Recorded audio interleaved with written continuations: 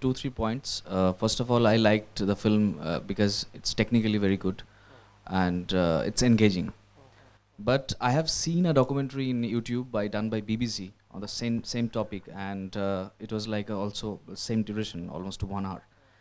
So what I felt seeing that film is that, and comparison to this film which I just saw, is that the point of view is quite similar. It is about that the lucrative thing that, Yeah. and the people of Nepalis, they like it, and that they want to go to England. So the different point of view of the director, as you said also, like you mentioned that as a mercenaries, that the French Foreign Legion, as you know, Yeah. that the French government has this French Foreign Legion, and anybody from the world can go and join their army.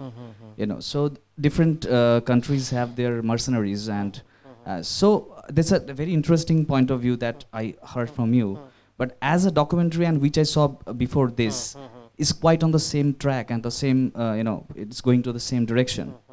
So as a documentary filmmaker, I think Kesang had like tried to make this film with different funds, and he went to different funds, and I can see like the logos of different funds. So it could have been a film with those point of view which you are raising. I'd love to see those things into the film, and it's a sort of like, the final line is that I find the film similar to the BBC film. Well, I haven't seen the BBC film, so I cannot comment on that. But Kesang's point of view was very clear, even though, I got to know about the project much earlier. So even when he was pitching, his point of view was straight, very, he wanted to actually, raise the Nepalese voice of these young people as to why they were still aspiring to be part of the British Army. And keeping that in mind and keeping his style in mind, it's non-confrontational, it doesn't intervene. It just, the camera is like, on the wall, and it is just documenting what's happening. These are the films where the camera becomes a research tool. You start shooting from day one while researching, and the film grows, but your attitude has to be very clear, and his attitude was, okay, I will observe.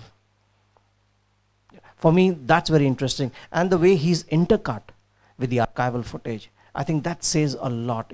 A typical, I don't know, I haven't seen the BBC documentary, but a BBC documentary just takes over with the voiceover and history and, things like that. Obviously, he did not fall into the trap. Coming to the funds, I really don't know. I don't think so. This is very much Kesang's style, what he's done. I really don't know if there were any kind of a serious intervention by the funding agencies. Normally, a director wouldn't succumb to such pressures. And there is nothing controversial in this film. In fact, this film was screened at the Kathmandu International Mountain Film Festival, where it got the People's Choice Award. Of all the things. So yeah,